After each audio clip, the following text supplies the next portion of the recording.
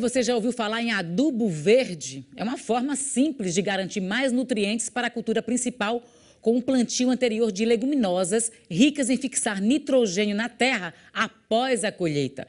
A repórter Fernanda Lins mostra agora para a gente algumas dicas de como conseguir sucesso e outros benefícios com a utilização desse tipo de plantio. Olá, bom dia! Hoje a nossa equipe de reportagem está aqui nesse clima super agradável no IFAL de Satuba para conversar sobre o adubo verde. O adubo verde, em resumo, é o cultivo de plantas que fixam nitrogênio e passa para as culturas seguintes, mas isso é só um resumo. Para saber mais detalhes, a gente vai conversar com o engenheiro agrônomo, o Francisco Rafael. Bom dia, Rafael, tudo bom? Como é que você está? E aí, me explica aí sobre esse adubo verde. O que é isso? É uma novidade? Me explica como é que faz essa cultura. Bom, novidade não é tanto. Já é antigo, os agricultores até conhecem esse tipo de planta, só que ela não é cultivada muito com esse objetivo de fornecer o nutriente para as plantas seguintes. Como você bem colocou, um dos objetivos, ou a principal forma que ele fornece esse nutriente é o nitrogênio. Então, uma família chamada leguminosa, uma família de plantas chamada leguminosas, ela tem essa capacidade de se associar a algumas bactérias e essas bactérias elas tiram o nitrogênio do ar e fornecem para a planta. Depois que essa planta ela sai do campo, ela se decompõe no solo, aí ela fornece para as culturas seguintes. Então isso enriquece bastante o solo, principalmente em nutrientes. Mas não é só essa vantagem, tem também diversas outras vantagens. Dá para você falar algumas para a gente aí, para quem está cultivando entender? Com certeza. Quando a gente tem um cultivo desse tipo de plantas, elas têm uma capacidade de suprimir a daninha. Por exemplo, uma dificuldade grande que a gente tem no controle de plantas daninhas, essas plantas ela evita que essa planta daninha venha com tanta força e prejudique também a cultura principal que a gente for cultivar. Ela também, como forma uma palhada, uma camada boa de palha, ela evita a perda de água do solo com muita facilidade. Então ela conserva mais a umidade do solo. É importante também a gente perceber, Fernando, que esse tipo de planta, esse tipo de cultivo, essa forma de consociar, né, as culturas, ela não serve apenas para um produtor orgânico, para o produtor que não pode utilizar adubo químico. Ela também faz com que o produtor convencional, aquele que pode usar adubo químico, ele reduza os custos. Porque como ela tem a capacidade de se associar à bactéria e tirar o nitrogênio do ar, ela chega a fixar cerca de 150 a 200 quilos de nitrogênio por hectare. Então essa é uma quantidade realmente que atende a demanda da maioria das culturas. Certo, Rafael. Então, apresenta algumas sementes, eu estou vendo que a gente juntou ali um pouquinho, apresenta para a gente como é que funciona, quais são os segredos, que tipo de semente a gente pode plantar. Isso mesmo. São várias as espécies, né, da família das leguminosas. Uma bastante cultivada, inclusive em cultivos de cana-de-açúcar, chama Crotalária. A principal espécie cultivada é a Crotalária spectabilis, se adapta bem à região aqui. A Crotalária spectabilis ainda tem uma outra vantagem, além de todas aquelas que a gente falou. Ela tem a capacidade também de suprimir o aparecimento de nematóides. Então ela evita que o nematóide... Essa nematóide? Nematóide a gente pode chamar de uma praga que ela causa galhas nas raízes das plantas.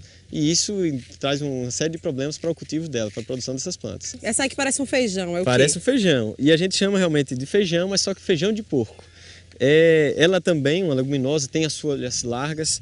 Como ela tem essas folhas largas, ela também tem a capacidade de fechar bem o solo e evita, sombreando o solo, né? Ela evita que apareçam plantas daninhas. E além disso também existem estudos que mostram que ela tem também a capacidade de controlar essas plantas daninhas através da liberação de algumas substâncias químicas que ela tem. Uma próxima, a mucuna preta.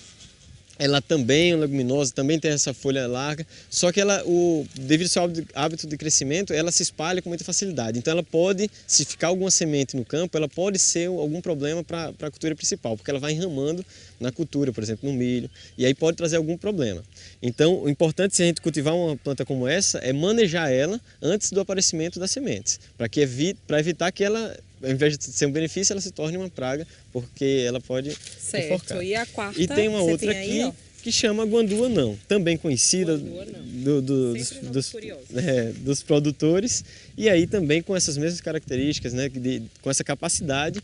E a escolha dessas culturas vai ser muito em função da característica dela, né, de como ela se comporta no solo, mas também em função da sua adaptação ao clima. A gente consegue fazer um cultivo dela a lanço mesmo, então o produtor ele pode jogar ela, ou então tem implementos, né, tem máquinas que fazem essa distribuição de sementes a lanço, como faz a distribuição de sementes de pastagem, Então é uma forma de ser feita, ou o cultivo delas em linha mesmo, como a gente faz um cultivo de milho em linha. Sem muito segredo, distribuindo a semente. E é lógico, dependendo do porte da planta, o espaçamento vai ser, se a gente for fazer um cultivo em linhas, se é uma planta que tem um crescimento maior, a gente coloca um espaçamento também maior.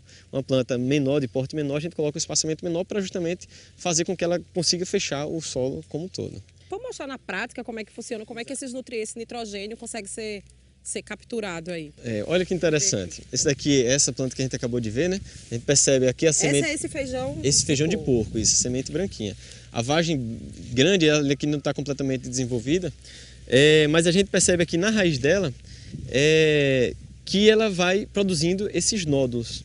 Esses nódulos são justamente as bactérias, nesse caso das leguminosas a gente chama de rizóbio, que tem essa capacidade de extrair esse nitrogênio que está no ar e fornecer para a planta. E aí essa planta ela é muito rica em nitrogênio.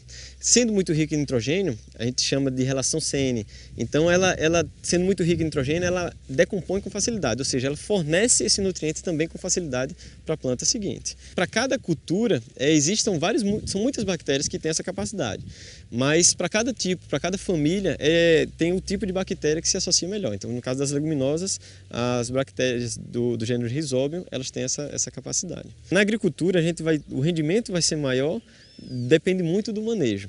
Então, o cultivo, a forma de a gente ficar rotacionando os cultivos, tem uma vantagem grande também em relação às pragas, a gente permite que a praga continue seu ciclo e faz com que essas vantagens para a fertilidade do solo. A gente falou muito em sucessão, né? Em rotação, ou seja, a gente planta a leguminosa e depois a gente tira essa leguminosa e aí vem com o cultivo principal. Mas uma forma também que pode ser feita é consórcio. O produtor faz muito, né? Em duas culturas importantes. Duas culturas ao mesmo tempo, na mesma área, ao mesmo tempo. Que vão dividir esses nutrientes. Exato, exatamente. A nossa equipe de reportagem saiu de lá de Satuba e agora está em Rio Largo, no Centro de Ciências Agrárias da Universidade Federal de Alagoas, onde também funciona um centro de pesquisa da Embrapa. Para saber o que é que a gente vai falar sobre o adubo verde aqui também em Rio Largo, a gente continua conversando com o Rafael. E aí, Rafael, o que é que a gente está fazendo aqui? Bom, Fernanda, aqui a gente tem a ideia de mostrar a importância da pesquisa, onde vai ser possível indicar para o produtor, com mais propriedade, baseado em resultados, qual espécie se adapta melhor à nossa região. Especificamente aqui, nessa pesquisa, o que é que está sendo pesquisado, estudado? Nessa pesquisa, esse faz parte de um projeto grande, né? Um projeto que envolve várias instituições, a Embrapa, Universidade Federal de Pernambuco, Instituto Federal de Alagoas. E essa pesquisa, ela tem várias etapas. Nessa primeira etapa, nesse ponto específico, a gente quer avaliar principalmente o desempenho das espécies, né? Diferentes espécies. Então, se a gente observar aqui, a gente tem 5 espécies aqui plantadas, né? 3 crotalárias, 3 espécies de crotalárias, o feijão de porco que nós vimos lá, o feijão guandu que nós vimos lá.